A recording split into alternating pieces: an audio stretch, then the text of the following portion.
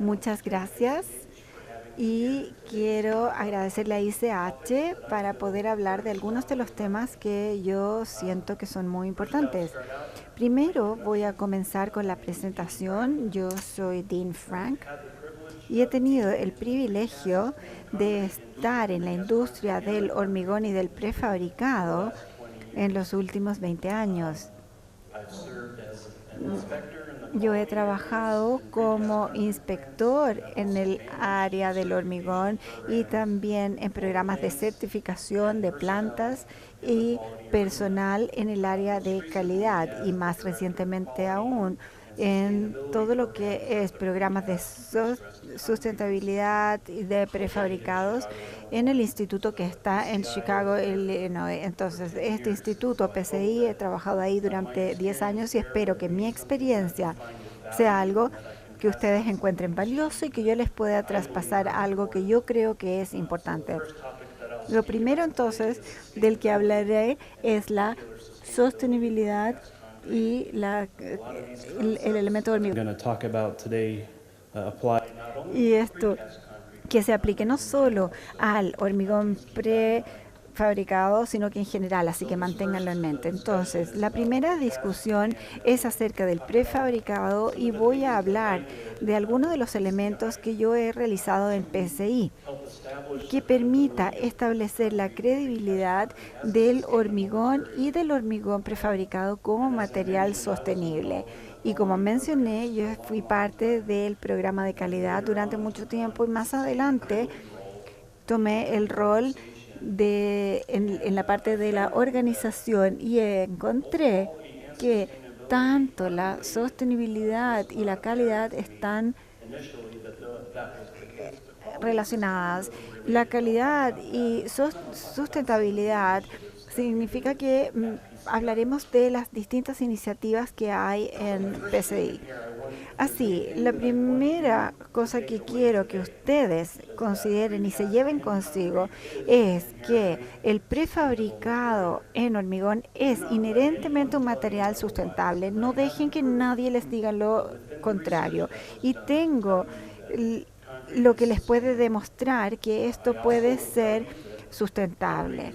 Y también les puedo decir que esto está bien posicionado y si sabemos que estamos haciendo un buen trabajo, que podemos hacer mejoras incrementales, esto va a ser mucho mejor. Así, la calidad y la producción, procesos, todo lo hace mucho mejor. Mencionaremos eso también. Aquello que hace que el hormigón prefabricado sea más sustentable es que se produce en un ambiente de control de calidad y tiene normas que se consideran.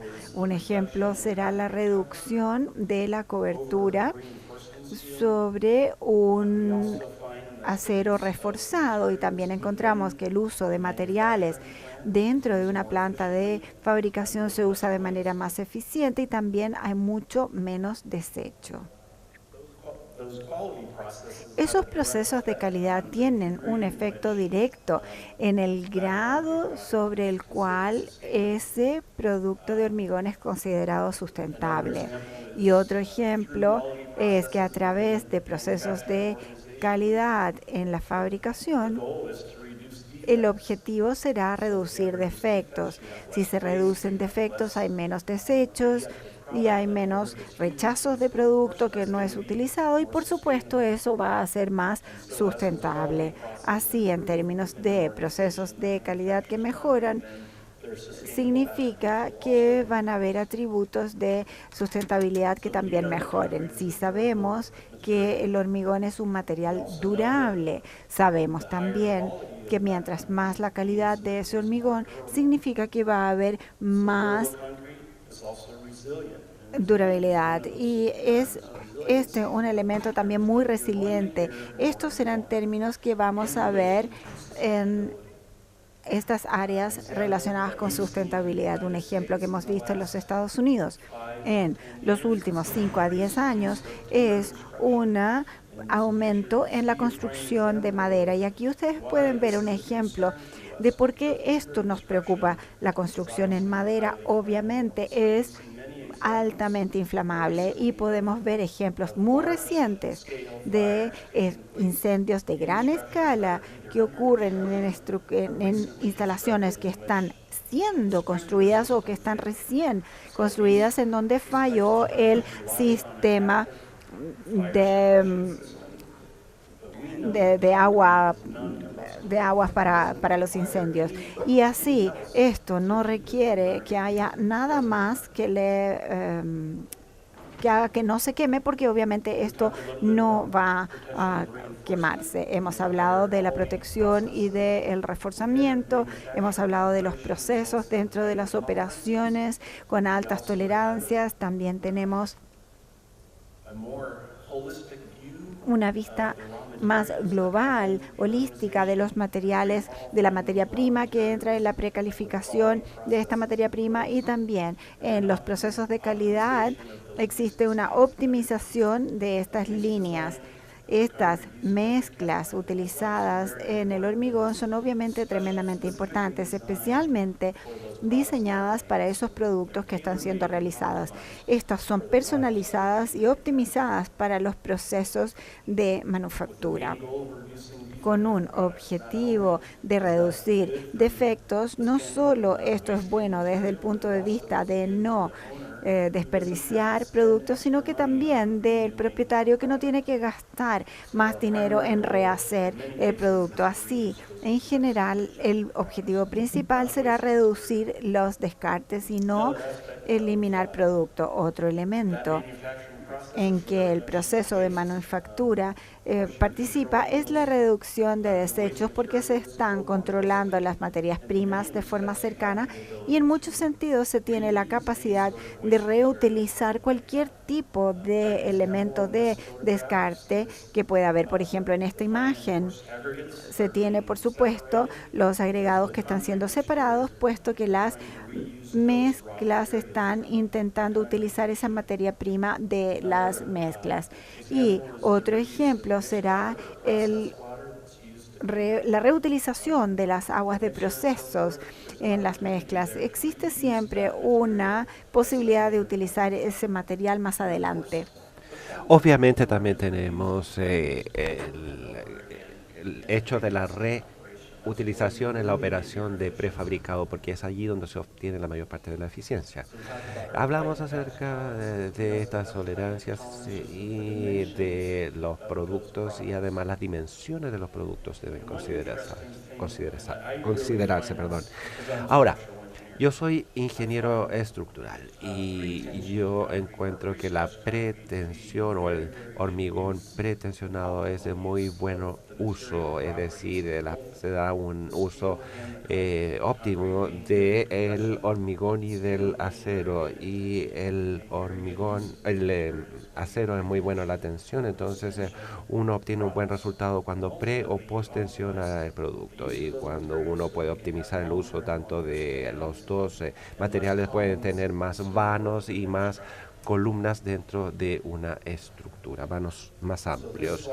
Y entonces esta diapositiva de acá corresponde a mi promoción obligatoria de los programas de certificación y aseguramiento de la calidad. Y yo creo fehacientemente que la certificación y la calidad son aspectos importantes de la participación dentro de la industria del rubro, y ayuda a precalificarse y además a destacarse dentro de la competencia. Es decir, es señalar que nosotros creemos en la calidad y lo hemos comprobado. Si alguien viene a nuestras instalaciones, nosotros podemos decir que hemos adherido a estos estándares de calificación, y además las certificaciones lo comprueban. Ahora sí vemos el propósito de la certificación originalmente. Hace 50 años la certificación se exigía para aprobar una nueva tecnología, y esta tecnología era la tensión previa, la pretensión. Bueno, y sí, pensó que era interesante, pero no se comprendía entonces cómo funcionaba y no se iba a compartir porque todo esto se hacía en una planta y además estaban alejadas de la obra de construcción y no se sabía lo que se hacía dentro de la planta. Entonces la certificación es importante porque así uno puede comprobar que está siguiendo los procesos idóneos en esa planta a través de un proceso de certificación. Es muy importante de que nosotros aprobamos estas nuevas técnicas de ingeniería, pero ahora también es bueno para los fabricantes de el hormigón prefabricado que están haciendo lo que es necesario, aunque signifique que ellos estén a cientos de kilómetros de distancia. Entonces vamos a ver la sustentabilidad de la certificación y vamos a pasar más en profundidad. Hemos visto esto en, por ejemplo, el Reino Unido, donde la sustentabilidad es un componente de los programas de certificación. Nosotros pensamos que esto sucederá en el futuro, incluida Norteamérica y también potencialmente América del Sur. Esto también significa que nuestro personal de control de la calidad dentro de la planta va a estar más involucrado con las prácticas sustentables, haciendo un seguimiento de las materias primas y además los procesos de curado que tienden a tener más uso de la energía. ¿Y por qué hablamos de la sustentabilidad? El hecho es que realmente no atrae la atención de la persona ni tampoco hace que ella la exija. Las personas que exigen la sustentabilidad son las que están tomando la decisión respecto de qué tipo de estructuras se van a construir. Entonces son los diseñadores, los arquitectos, pero también se originó ahí, pero también está pasando a los códigos de edificación. Tenemos una situación, por lo tanto, donde tenemos a actores de la industria que solicitan la sustentabilidad. Pero realmente nosotros no podemos comprobar la sustentabilidad sin medirla, la podemos mejorar sin medirla. Entonces tenemos que empezar en alguna parte. Y cuando decimos a los fabricantes de este hormigón prefabricado, le podemos decir que pueden obtener utilidades, pero también reducir los defectos, las fallas. Y ahora sí que concitamos la atención de todo el mundo. En el año 2009, que fue ya hace bastante tiempo, y tuvimos la creación de evaluación del ciclo de vida. Y esto es una rendición de cuentas de un proyecto y además esta contabilidad es como un tipo de análisis del ciclo de vida y se basa esencialmente en los costos, un análisis de costos, mientras que en la evaluación del ciclo de vida está viendo también todos los atributos medioambientales que se miden con mucha precisión para hacer una evaluación cabal. Y esta evaluación del ciclo de vida es bastante técnica y muy complicada. Vamos a hablar de esto posteriormente. Nosotros estamos midiendo cosas que están relacionadas con el uso de los combustibles para transportar las materias primas, para sacar los minerales y los áridos, transportarlos a la planta, la fabricación y también el montaje de todos estos elementos en la obra de construcción. Todas estas cosas consumen energía y también emiten otros productos ambientales como el dióxido de carbono. Entonces todas estas cosas tienen que ser medidas en este análisis. Algunos de los impactos que consideramos son, por ejemplo, el potencial de calentamiento global. En general estamos hablando del CO2 y también la certificación o acidificación y también todo lo que efecto respiratorio de los gases, también la eutroficación potencial, la creación de smog y también el desgaste de la capa de ozono. Entonces, también vemos la energía primaria total, la gestión de los desechos sólidos, el uso del agua y también otras fuentes de desgaste. Ahora, ¿por qué nosotros queremos hacer esto? Queremos hacerlo porque nosotros queremos aumentar la transparencia de la industria y una cosa que en sí es muy buena, incluso ante la perspectiva de un arquitecto o un diseñador, es que no se preocupan acerca de cuáles son los resultados finales, sino que quieren saber que es algo que concita su preocupación y que se ve bien ante los ojos del diseñador. Nosotros queremos aumentar esa capacidad de mostrarle a las personas dónde estamos, y el hecho es que la industria ha asumido un gran riesgo al hacer esta evaluación del ciclo de vida, porque podrían haber vuelto y decir, ¿sabes? Están en terribles condiciones, es decir, el hormigón es un material terrible. Nosotros de hecho no sabíamos cuál iba a ser el producto hasta el final, y afortunadamente la noticia ha sido buena. Really wanted to benchmark the Entonces queremos tener una cota de referencia de la industria, ver nuestro rendimiento o desempeño y ver cómo lo podemos mejorar. Nuevamente volvemos al año 2009 y hay tres organizaciones en Norteamérica que se unieron con el PCI, y es el Instituto del Concreto Extensado de Canadá, y también estos organismos que están con base en los Estados Unidos y que se unieron a los recursos y pagan por esta evaluación del ciclo de vida, que es bastante costosa. Entonces nosotros podemos compartir estos costos con diferentes organizaciones. A partir de esta evaluación del ciclo de vida, nosotros vemos lo que se llama una unidad funcional, y esta es la unidad donde todo se analiza, y es este edificio. Tenemos este edificio hipotético que se hace para analizar las diferentes facetas.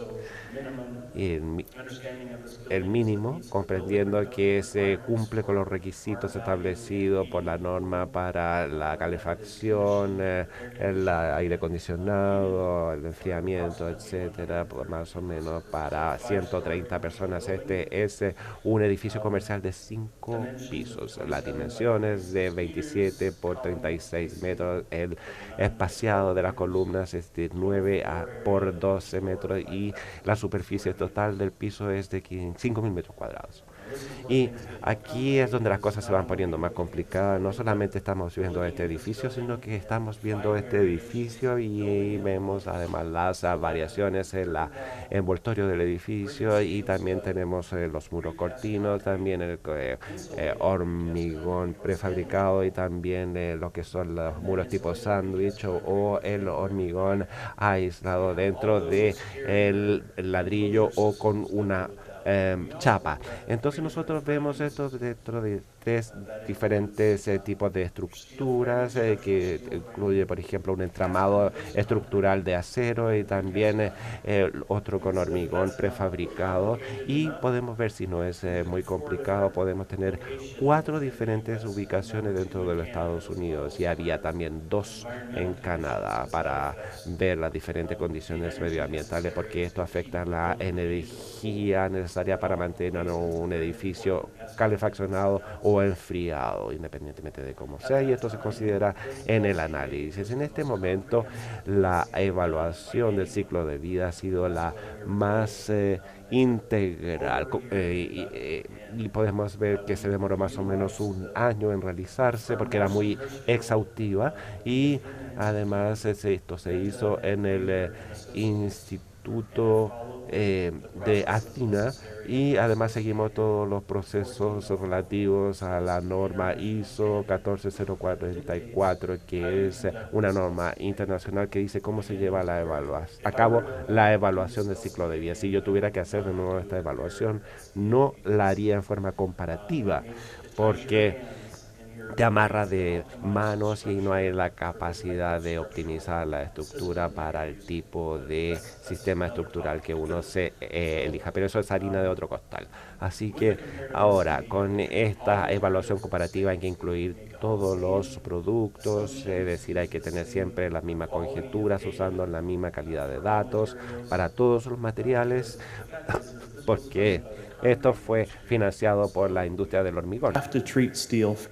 Entonces teníamos que tratar también las muros, cortinas, el acero, y todos en forma muy pareja, muy constante. Aquí podemos los diferentes elementos que se consideraron: la cobertura geográfica, la cobertura tecnológica, etcétera, para cada uno de los materiales. Y cuando comenzamos con esta evaluación del ciclo de vida, nosotros usamos los datos de los fabricantes, de 9 fabricantes de este tipo de hormigón. También usamos información que era generada por la Asociación de Cementos de Portland y que tenía sus propios inventarios. Y luego también la base de datos del LSI de Estados Unidos. Esos son los datos que usamos de origen. Vamos a pasar ahora a los datos muy rápidamente, pero yo creo que ya ven una tendencia acá en el gráfico.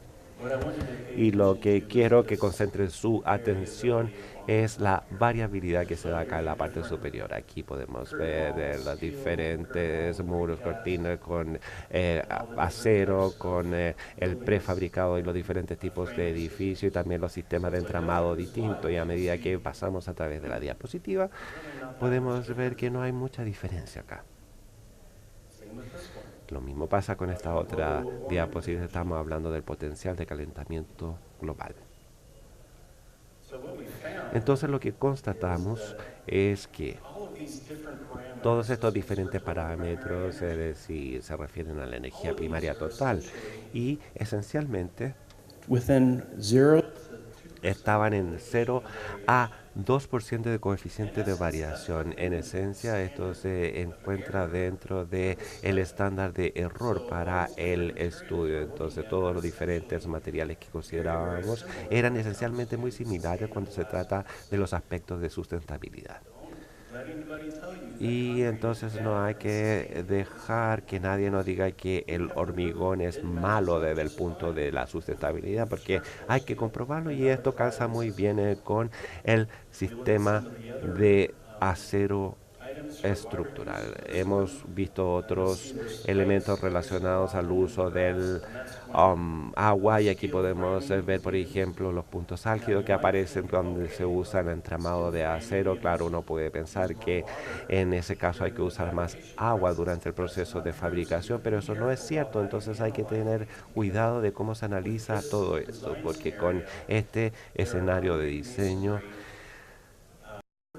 hay, por ejemplo, todas las pozos de escaleras y también de los ascensores y aparece la razón de por qué es más grande por el uso de la albañilería y entonces podemos ver que en el caso del acero parece usarse más agua. Entonces hay que tener mucho cuidado de cómo se utilizan estos resultados del análisis de ciclo de vida. Algunos de otros elementos tienen coeficientes más grandes, por ejemplo, el desgaste de los recursos abióticos y también el potencial del agotamiento de la capa de ozono, que tienen que ver con la cantidad de aislación que se necesita en el tejado o la cubierta y también la aislación que se usa en Miami, que corresponde a un clima cálido, es decir, hay que tener una aislación más gruesa porque hace más calor y hay que mantener el interior más fresco y por lo tanto tiene una mayor cantidad de potencial de desgaste de la capa de ozono.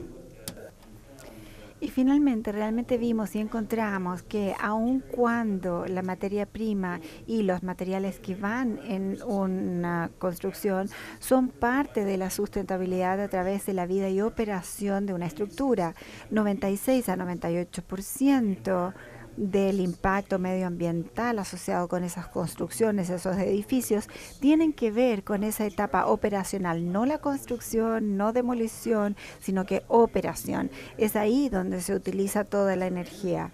Y como códigos de energía cada vez pasan a ser más eficientes y las construcciones son más eficientes, esa cifra disminuiría.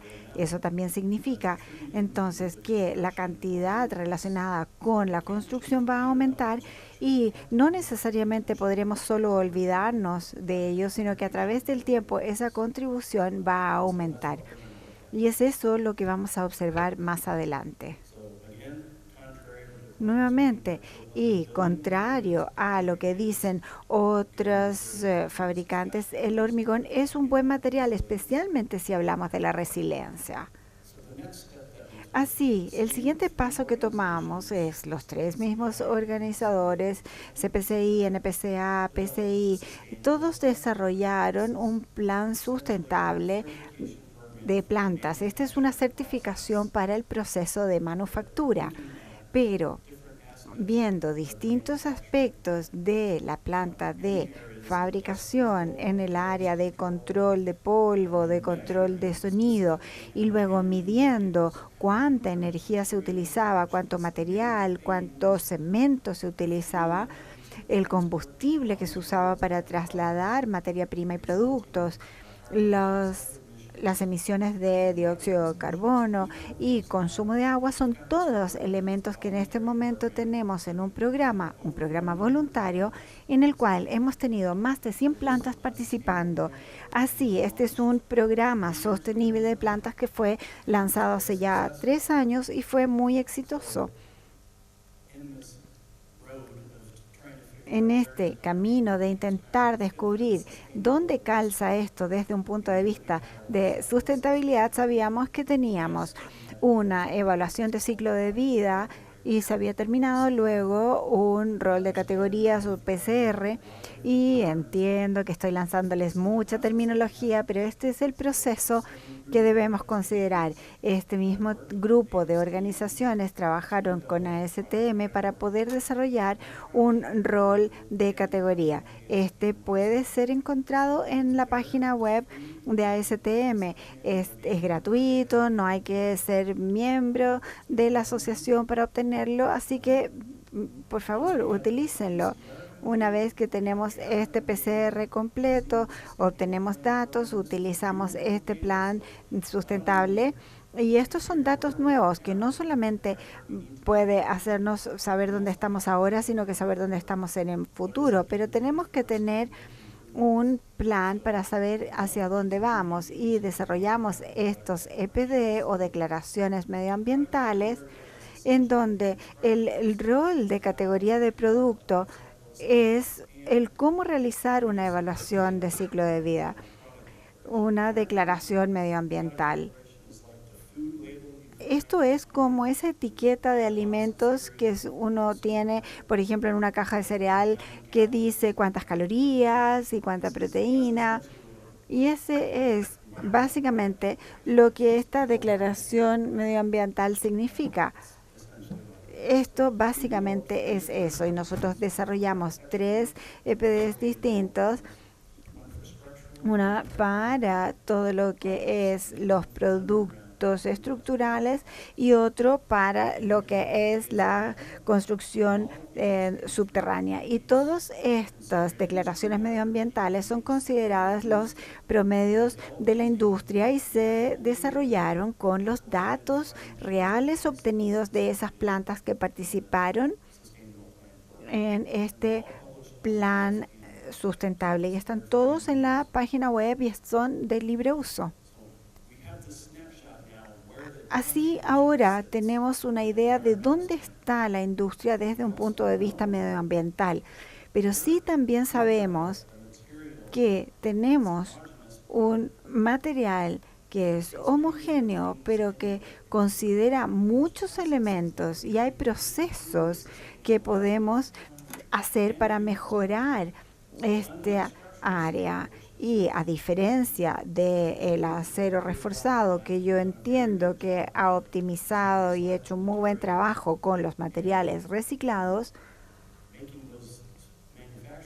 y poder hacer los procesos de fabricación eficientes, el hecho es que en el área de hormigón hay mucha área de mejora, y eso es muy bueno para nosotros.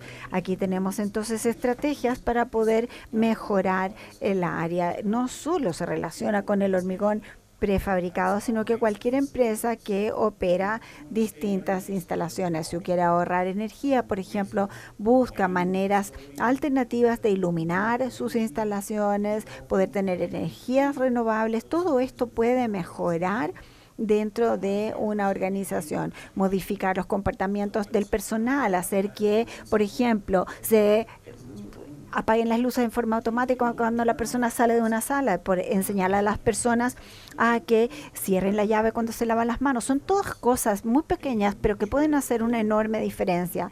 Asegurarse que todo el edificio está en buenas condiciones, que no hay ningún tipo de fuga, ya sea de aire o de otros, que los sistemas de ventilación y calefacción funcionen bien. Todo esto es importante en ahorro de energía. Y también se sorprenderían de cuánto desecho se genera en una empresa y uno no lo sabe realmente hasta que lo mide. Entonces, vea cuánto desecho está generando y busque estrategias para reducirlo y poder reciclar los materiales. También hablé de qué es lo que se utiliza en las organizaciones, qué es lo que ayuda a la eficiencia, que son todas las fórmulas. En el reciclado se lo estamos enseñando a los niños, así que debiera ser fácil dentro de una planta de hormigón, pero no siempre lo es. Por ejemplo, gestión de agua. Se pueden instalar medidores de agua, ver cuánta agua se está consumiendo. Y una de las plantas que comenzó con un programa de sustentabilidad, ellos nunca habían medido cuánta agua utilizaban, simplemente pagaban su factura de agua y pensaron que era parte del negocio. Y luego se dieron cuenta que estaban utilizando miles de litros que ni siquiera saben dónde están, porque habían finalmente encontrado una fuga. Había una fuga en el sistema de las tuberías y ahorraron miles de dólares solo al encontrar esa fuga. Es decir, hay maneras en que se puede ahorrar dinero, además de no solo gastar el agua, ¿no es cierto?, en forma inútil, sino que finalmente lo que hablamos es un retorno sobre la inversión y este existe, solo hay que medirlo. Así, por ejemplo, llaves de bajo flujo, con sistemas inteligentes de riego, es decir, no regar, por ejemplo, la vereda, solo el jardín. Y hay un diseño mixto con una optimización que creo que desde mi experiencia es el área en el que podemos mejorar significativamente, como Rick lo mencionó. La industria del hormigón tiende a recibir siempre un golpe en el ojo de parte de Cementos Portland porque se necesita mucha energía producirlo, porque produce mucho CO2 dentro de la producción. Esto es lo que ocurre y así, si podemos optimizar el uso de este suplemento Portland y poder tener distintos elementos adicionales y esto es muy bueno para el hormigón finalmente. Estas son todas estrategias que podemos utilizar para esas mejoras. La clave finalmente es poder medir y empezar a iniciar en algún lugar. Y lo que yo quería principalmente presentarles es que somos una industria fantástica. Esto está bien posicionado tanto en el área de prefabricado y de vertido, y esto todo está trabajando en conjunto. Lo importante es cómo lo podemos hacer mejor, cómo medirlo, y la clave es que hay maneras de hacerlo, lo podemos hacer. Hemos completado el proyecto de evaluación de ciclo de vida. No fuimos cobardes, sabíamos que algo íbamos a encontrar y vimos que no estaba tan malo y que esto funcionaba y que podíamos hacer mejoras. Estamos en una gran industria, estamos bien posicionados. Y a la medida que mejora la calidad, también la sustentabilidad. Y obviamente vamos a comenzar a observar maneras en cómo utilizar mejor el cemento Portland. Nunca veo que este cemento Portland se desaparezcan. Y por supuesto que no significa una falta de respeto para aquellos que trabajan en la industria del cemento, sino que también que se comprenda que hay distintas maneras de poder tener estos elementos de unión y debemos considerarlo para el futuro. Somos comparables con las estructuras de acero y tal como dije, en la medida que mejora la calidad, también lo hace la sustentabilidad, al igual que las estrategias que están dentro de una organización. y debemos hacer un registro. Si uno no sabe dónde está, si no podemos demostrarlo en cifras, será muy difícil no solo mejorar, sino también poder mostrar dónde uno está hoy en día. Esa es la conclusión finalmente de los aspectos de sustentabilidad de esta discusión de hormigón, en donde creo que en este momento, mientras cambiamos de diapo, por favor piensen en las preguntas que puedan tener. Aquí también vamos a discutir la sustentabilidad, pero desde un punto de vista diferente.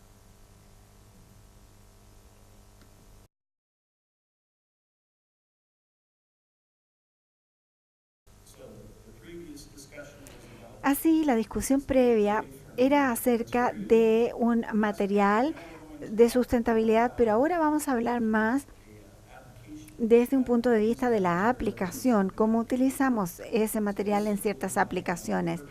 Y así vamos a hablar de pavimentos de hormigón permeables.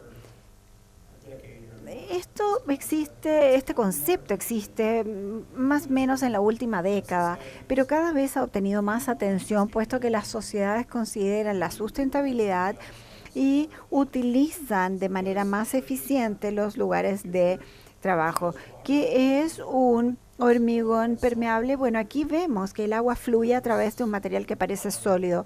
A veces esto decimos que parece arroz inflado, ¿no? Pero es hormigón.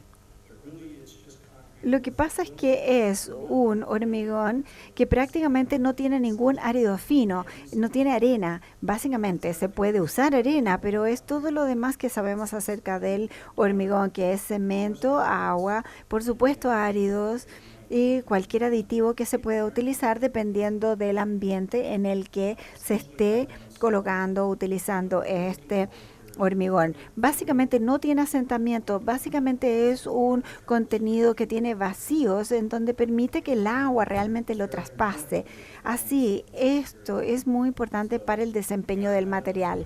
Hay que tener suficiente pasta, agua y cemento para poder completamente cubrir este árido grueso y poder cerrar las brechas. Es prácticamente todo lo que se necesita. ¿Y por qué entonces utilizamos este hormigón? Bueno, es bastante extraño, pero tiene un uso fantástico.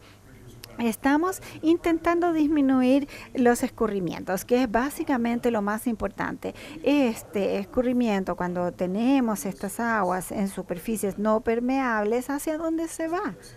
Tiene que irse a algún lugar. Entonces, o se almacena en algún tipo de retención o de pila de detención, pero hay que tener lugares donde se acumule, o quizás sistemas muy costosos de cuencas u otros, o desvíos hacia algún tipo de escorrentía, pero en muchos casos esa agua simplemente se va a una planta de tratamiento de aguas. Pero ¿por qué tratamos agua de lluvias? Es costoso. ¿Por qué no simplemente utilizarla en el propio sistema de hormigón? Lo podemos hacer con hormigones permeables, y esto es lo que hace es va a hacer un percolado a través de estos pavimentos permeables, y esto ha sido reconocido como el Departamento Medioambiental de los Estados Unidos como una práctica de gestión mejorada.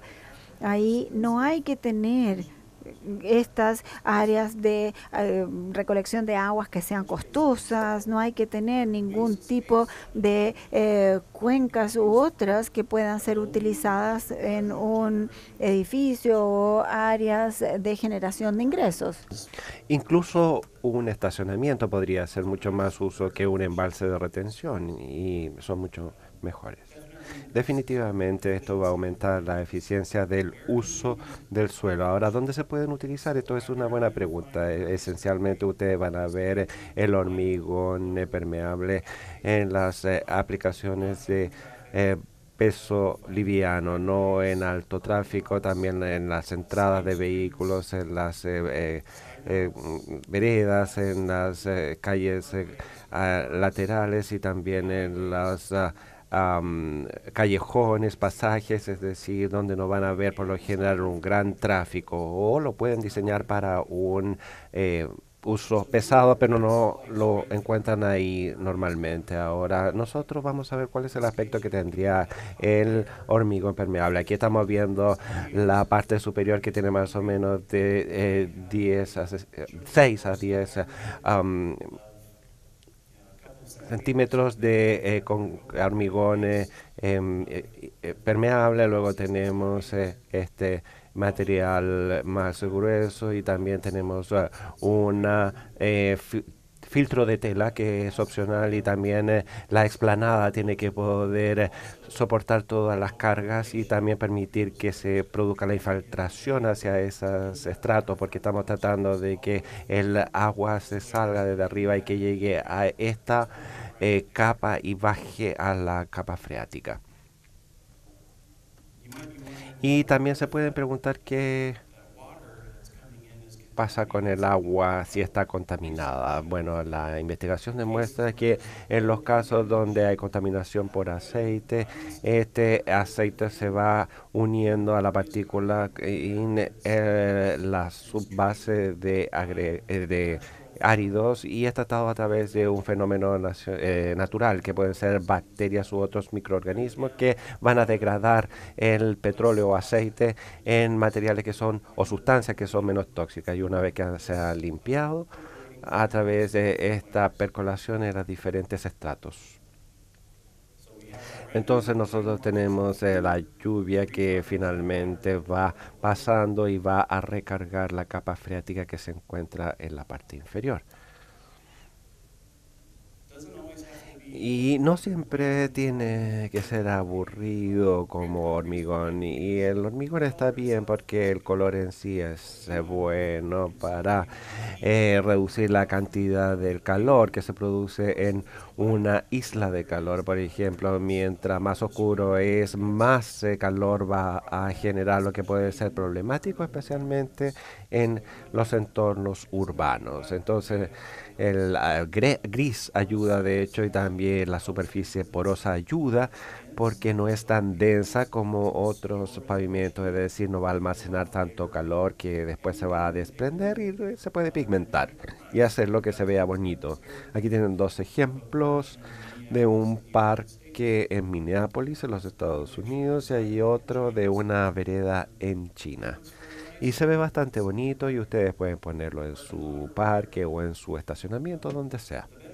Y los beneficios, como mencioné anteriormente, se elimina estas costosas prácticas de gestión de las aguas pluviales a través del uso del hormigón permeable. Cuando hablamos de esto, se puede usar el suelo en forma más eficiente también.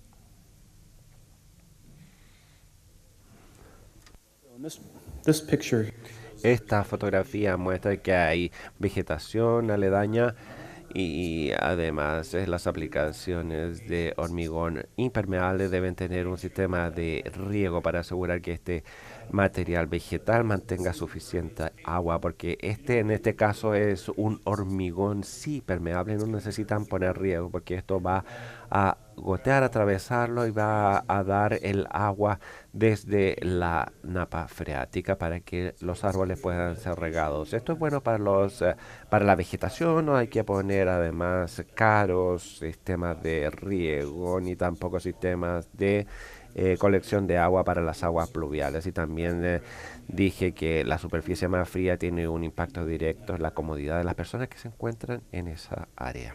Aquí podemos ver un ejemplo de este embalse de retención de aguas que fue reemplazado con este tipo de almacén, y es una solución con tanques que están tapados con esta membrana impermeable a prueba de agua, y luego lo taparon con este hormigón permeable y detuvieron el sistema de retención de agua, pero además pudieron cambiar el lugar. Aquí tenemos el sistema de retención, y debajo de este estacionamiento, que es de hormigón permeable, se usa para cargar estos estanques, y luego se pueden descargar posteriormente o usarlo para el riego para lo que sientan que es necesario para el trabajo dentro de la obra.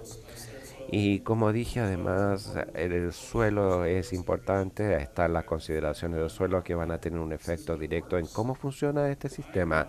Y yo no soy un ingeniero edafológico, entonces no puedo pasar a los detalles, pero yo sí les diría a la persona que consideren el hormigón permeable, que consideren a un ingeniero especializado porque tienen que mantener la subbase, se puede compactar obviamente y además se puede resistir las cargas y va a tener además otras cargas de tráfico que hay que dar abasto. Pero por otra parte, si se compacta esto va a afectar la permeabilidad y la tasa de percolación, entonces hay que encontrar el punto ideal para esa compactación. Ahora, a lo que se refiere también a la de creación de estos puntos rotos, hay que evitarlos. Además, los suelos arcillosos pueden ser menos permeables, se puede usar allí el hormigón, pero hay que tomar esto en consideración. Y el espesor de los otras capas o estratos se puede utilizar, como digo, en el diseño, pero hay que mantener presente que la tasa de infiltración para los suelos es muy importante. Ahora, la capa freática es muy importante, es decir, si hay agua agregada en el sistema, se va a perder la capacidad de poder captar más aguas fluviales. Hay que cerciorarse de que la capa freática durante la época de lluvia debe ser, por lo tanto, 700 milímetros por sobre del de la explanada, mejor dicho. Entonces, esta es la recomendación.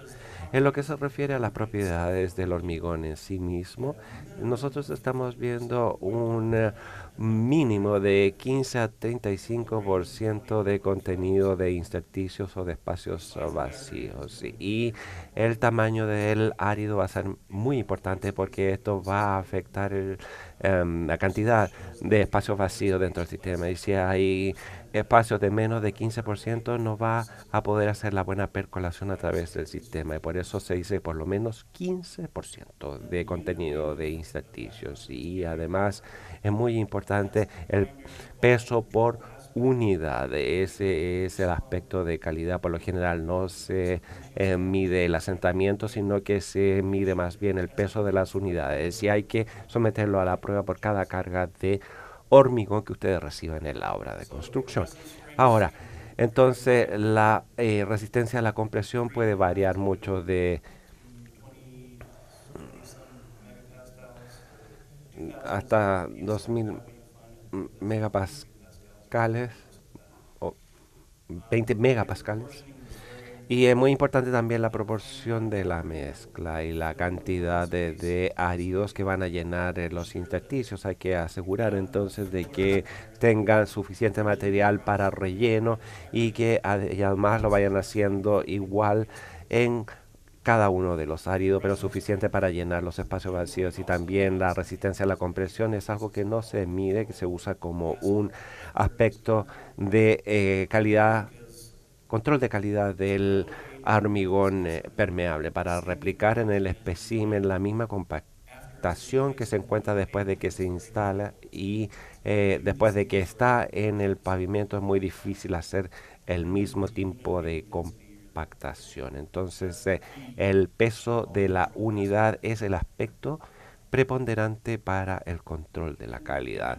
El cemento ahora se puede usar el cemento normal Portland y con la dosificación el característico que esto puede ser más bajo para lo que ustedes encuentran en una mezcla de hormigón, y pueden usar el tipo 1, tipo 2 y pueden incluir también algunos cementos mezclados y el uso también de algunos materiales cementosos adicionales que van a mejorar la durabilidad y también la sustentabilidad de esta mezcla. Es algo que se debe, por lo tanto, considerar.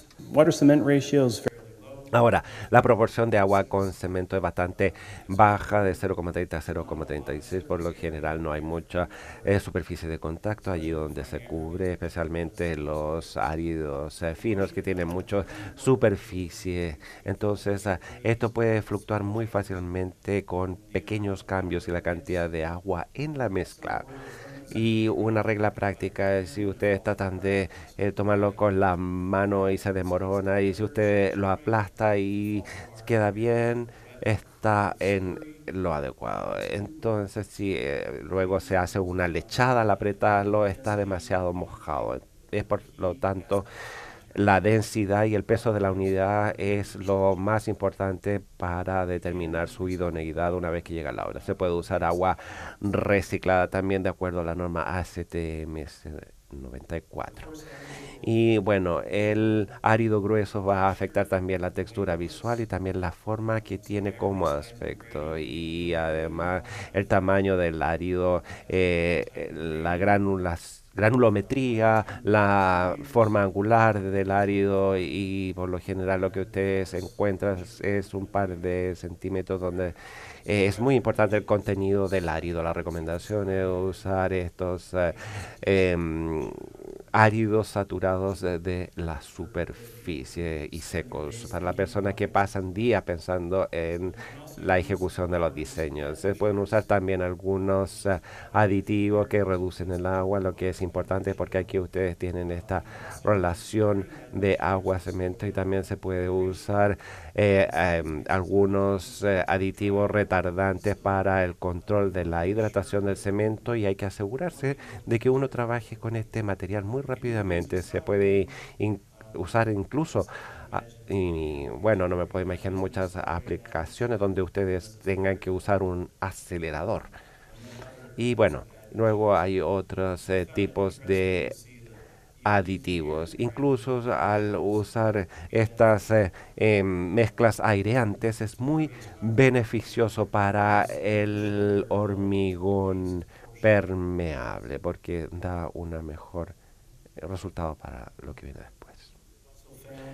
También hemos constatado que al usar fibras, refuerzo a través de fibras, se puede mejorar la forma en que la mezcla se aglutina durante la instalación. Esto va a ser muy bueno porque aumenta la permeabilidad, y además hay que cumplir con la norma ASTM C1116 para su uso en hormigón. Y nuevamente tenemos el contenido de intersticios o espacio vacío de 15 a 25%, como lo mide un método específicamente desarrollado para el con el hormigón permeable, que es la STMC 1688, y la densidad objetivo cuando uno está en la obra. Y para los objetivos de aceptación hay que tener una tolerancia, y por lo tanto que es de menos a 5 a más 5 libras. Y aquí es el aspecto cuando está fresco. Hardened surface. Cuando se trata de canto rodado, que se use como árido. Aquí tenemos ahora la superficie de hormigón endurecido que uno no quiere ver. Por lo tanto, está obsturado los poros aquí, aunque trabajaron excesivamente la superficie, se puede ver eso, o porque hay mucha pasta en la mezcla, o porque trataron de compactar la mezcla demasiado, o usaron técnicas inadecuadas de compactación, por ejemplo. Es algo que no queremos ver en esta situación. Y cuando se diseña, además, el hormigón permeable, uno quiere diseñar cada una de las porciones para las condiciones de carga de tráfico, las condiciones de suelo y también todas las condiciones hidrológicas. Y por lo general, se ve dentro de un proceso de 2 pasos. Primero se considera el resistencia estructural durante las condiciones de tráfico pesado, además los tipos de precipitaciones para las cuales vamos a diseñar, y además ustedes van a encontrar las recomendaciones de hormigón permeable, que es para una precipitación que se dé en un periodo de 2 años. That one. En estos escenarios, bueno, ese es el que hay que elegir. Se diseña el hormigón que se mezcla de la misma manera que se haría con el convencional. Sí tiene una menor dureza en su o fuerza de flexión. Y hay que considerarlo. Esto usa 6 pulgadas para, por ejemplo, un estacionamiento de autos, o de 7 a 10 pulgadas si es que es para camiones. Y lamento poner las unidades imperiales y no métricas. Me pido disculpas porque no alcancé a hacerlo. Pero también se puede hacer eso con áreas de alta carga, solo hay que desarrollarlo en forma adecuada. Y lo que se está viendo en este momento es la tasa del área de percolación. Considera importante imitar como que si algo no hubiera ahí. Es decir, tiene que ser similar a lo que existía anteriormente. Y mencioné también la intensidad de las lluvias. Hay que ver la permeabilidad del terreno, la duración de las lluvias, ver cuánto el terreno tiene en términos de tiempo de absorción, y ver cómo aquellos terrenos que son impermeables, es decir, que no percolan rápidamente, se pueden usar drenajes o franceses o sistemas adicionales que puedan obtener estas aguas adicionales, que pueda eliminar el agua de las capas permeables. Ahora, lo que se ha encontrado es que para el hormigón la capacidad de percolación en general no establece el espesor. La cantidad que va a percolar a través del hormigón es sustancial. Por lo tanto, eso generalmente no afecta el diseño y tiene más que ver con la cantidad de agua que se puede almacenar en esas capas. Así, nuevamente, hay que diseñar la cantidad de agua que va a caer considerando la infiltración y los espacios vacíos que existen entre las capas. Obviamente esa escorrentía hay que llevarla inmediatamente fuera de la superficie. Para climas más cálidos, donde no hay temperaturas de congelación, se podría almacenar estas aguas en la superficie si es que hay una forma de poder almacenarla y que no escurra hacia áreas adyacentes. Hay que tener algún tipo de elemento que lo proteja, y por supuesto hay que diseñar el espesor dependiendo de esta área. Y si es que el hormigón permeable tiene un espacio vacío del 20%, ese espacio tendrá que estar disponible para el almacenaje. Si son 5 centímetros, se puede tener 1 centímetro de almacenamiento. Esencialmente eso es lo que ese 20% le va a ofrecer. Esto tiene que ver con la física finalmente en relación a la capacidad de almacenaje, y por supuesto determinar el tipo de clima. Y por supuesto uno no quiere que el agua se almacene en la superficie si es que hay un clima frío, por 2 razones. Una, porque no creo que nadie quiera caminar sobre hielo. No queremos que los vehículos conduzcan sobre ello. Y si es que hay, por ejemplo, un congelamiento en este hormigón permeable, sí puede producir daño en la matriz de diseño, y eso puede producir problemas. La idea en clima frío es poder drenar todo a través del hormigón y hacia la siguiente capa de áridos. Ya hablé de las cunetas, cómo esta puede contener el escurrimiento y que no pueda ir sobre la superficie. Quizás en otros momentos va a querer que haya algún tipo de escurrimiento y que vaya hacia, por ejemplo, zonas de plantas o de pasto. Aquí hay un ejemplo de una cuneta que contiene el agua dentro del área pavimentada, y pueden ver que la vegetación y todo lo que está alrededor está en una elevación más disminuida, y así esto no va a fluir sobre esta área, y así uno quiere asegurarse que los poros no se tapen. Se pueden tener cierto tipo de inclinación en áreas plantadas, pero se recomienda que haya algún tipo de área de colección antes que esto llegue al pavimento para no arriesgar ningún tipo de taponamiento de esos poros. Y aquí tenemos un ejemplo de un estacionamiento de tierra que está justo al lado de donde están los vehículos, y estos mismos vehículos son los que llevan esta tierra y lodo hacia estos sistemas. La recomendación entonces es siempre ver todas las áreas adyacentes. Y esto así previene que haya un flujo sobre el hormigón. Aquí tenemos nuevamente la vegetación.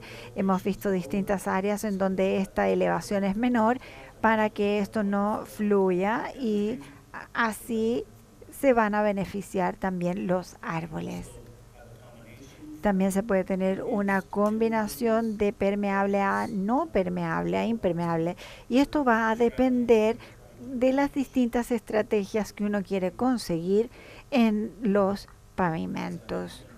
Y como mencioné, hay distintas maneras en que se puede agregar almacenaje si no hay suficiente almacenamiento en este almacenaje de la subbase. Pueden haber medios diferentes, y por supuesto yo voy a promover el hormigón premezclado, y cualquier cosa dentro de esas líneas va a ser bueno.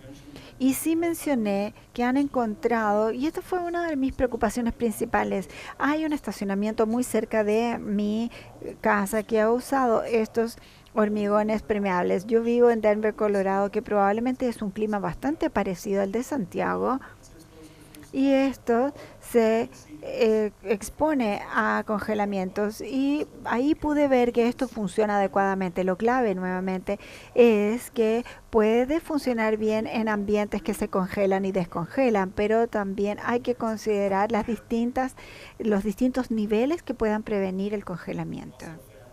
También he visto que el agregar finos áridos hasta un 7% es la recomendación, y por supuesto hablé de las fibras, y se pueden agregar estas fibras. Así, la preparación del sitio es adecuado. Uno no quiere sobrecompactar nuevamente, porque esto va a significar que el sistema se obture, y esto realmente va a recargar las distintas capacidades de agua. En algunos casos, quizás una tela como filtro, si es que no hay piezas y partículas que migren de un lugar a otro. Aquí podemos ver la colocación de esa capa en donde están compactándola y preparándola para poder colocar los distintos elementos de acero, en donde se va a poder dejar los distintos elementos. Se pueden dejar unos 2 centímetros sobre estos encofrados, y se necesitan estos elementos. Se pueden después retirar y así poder hacer una compactación con rodillo, como lo vemos en esta imagen. Y esto va a compactar un poco más el hormigón permeable. Se necesita a veces entonces un poco más de espacio. Y por supuesto la superficie es importante, no hay que sobretrabajarla, en donde uno simplemente lo trata y lo cura, y ahí produce por supuesto las uniones. En términos de la colocación, hay que considerar que esto pueda fluir desde la betonera para que tome más tiempo, y así el tamaño también de el tubo de eliminación o del chute es importante. Y esto es importante hacerlo rápido, porque hay una baja cantidad de agua, y esta mezcla puede empezar a endurecerse rápidamente si es que no se tiene cuidado.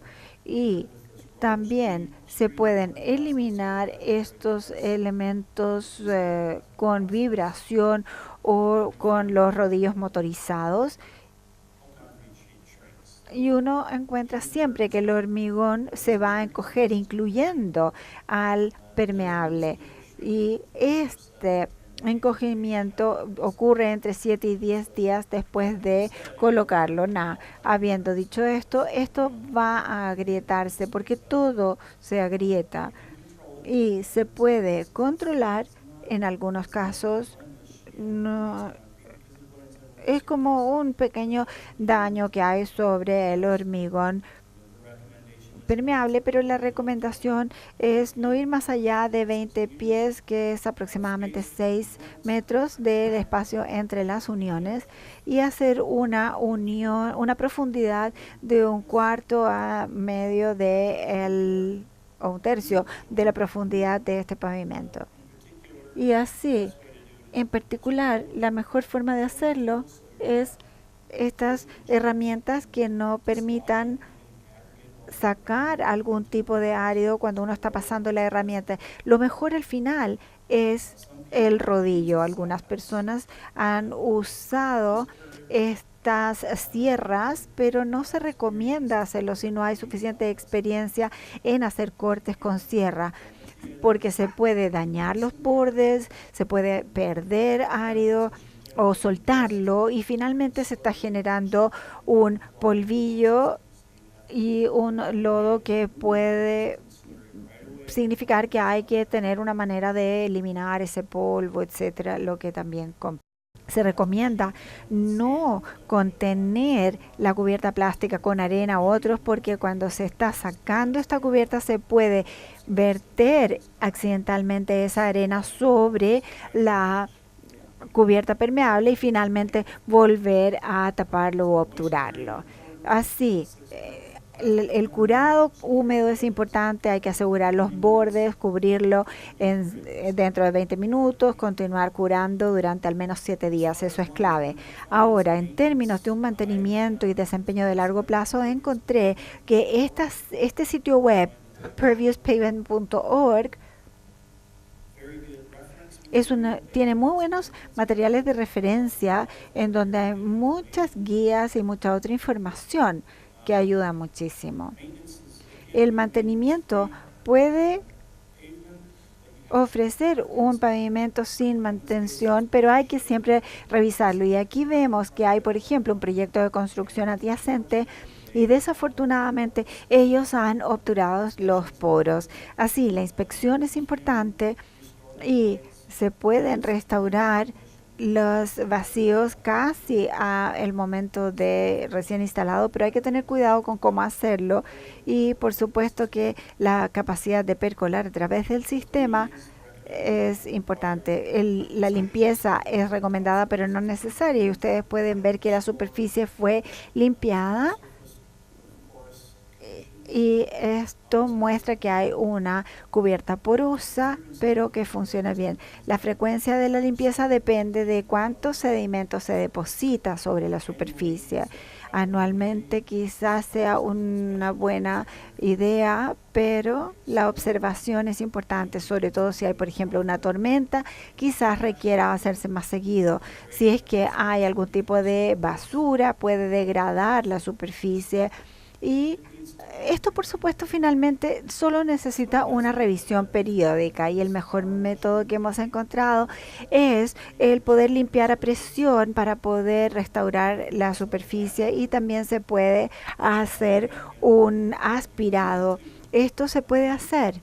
Se puede hacer en donde muchas veces, por ejemplo, no hay un muy buen trabajo cuando se hace un barrido, porque esto no suelta los elementos que puedan ser importantes. Finalmente, quizás sea inefectivo hacer el barrido que pueda no permitir llegar a trozos muy pequeños y partículas minúsculas. Manténganlo en mente en términos de mantenimiento. En lo que se refiere ahora a las referencias, hay dos referencias principales y nosotros recomendaríamos que ustedes las consulten y tenemos, por ejemplo, el Instituto de Hormigón de Estados Unidos y esta es una reforma de los antiguos, del hormigón permeable con sus aplicaciones y los métodos de construcción y además hay un documento adicional que es el AC 522.1-13 que habla acerca de las especificaciones de el hormigón permeable. Una de las cosas importantes que hay que retener es que ninguno de estos documentos entrega además un diseño para la mezcla de hormigón, sino que ustedes tienen que dilucidar con sus propios productores. Y ustedes no son los productores, tienen que trabajar en una mezcla con los fabricantes, pero hay muy buenos documentos, sin embargo, que habla acerca del aseguramiento de calidad, y esa es mi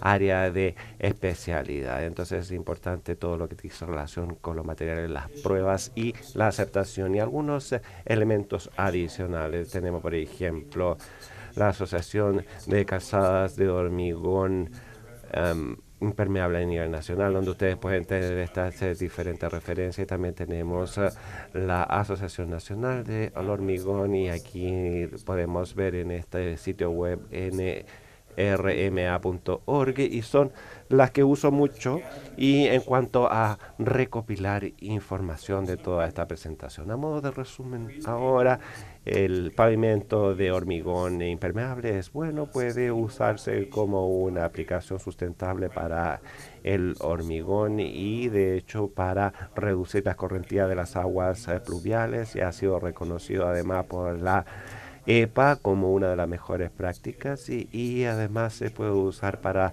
recargar la napa freática en vez de usar sistemas costosos de recolección de aguas, y también se puede usar con sistemas de retención o detención, y también se puede utilizar a través de los suelos permeables e impermeables dependiendo del tipo de recolección que se encuentre por debajo y también lo que se desea a nivel de retención. Pero tiene muchos usos, se puede usar en calles, en caminos, en veredas, en estacionamiento, que son las áreas más comunes, también en diferentes callejones y en diferentes senderos. Entonces yo quería aprovechar este momento para expresar mi reconocimiento y agradecimiento a la Asociación de Hormigón y Premezcla para permitirme toda esta información, y como dije, toda la otra información se puede obtener a través del sitio web. Y voy a clausurar ahora con una conversación muy rápida acerca del mundo del hormigón, como estamos acá en esa calidad de representante del mundo del hormigón. Y desde mi experiencia personal, me encanta el mundo del hormigón, y es una de las mejores experiencias que he tenido yo. Debo decir que algunos de los cursos de ingeniería son muy aburridos, y lo mejor y lo más pedagógico de los seminarios en que he estado con respecto al hormigón ha sido el mundo del hormigón, porque allí tienen la capacidad de interactuar y aprender de expertos prestigiosos, y también en aplicaciones como las premezclas, etcétera. Entonces yo les recomiendo que deberían visitarlo por lo menos una vez en la vida, o también todos los años. Yo lo he hecho en los últimos 20 años, y además no tengo ninguna excusa para no ir. Entonces hay muestras, y traigan zapatos cómodos porque van a caminar, caminar y caminar, y van a ver nuevas cosas todos los días. Y una vez que hayan terminado el salón de exhibiciones, van a caminar, caminar, caminar y ver Las Vegas. Y a pesar de lo que ha pasado esta semana, igual es un lugar muy bonito y seguro para visitar. Hay muchas cosas que hacer, además de las apuestas. Si ustedes están pensando en los casinos, está bien, pero pueden comer.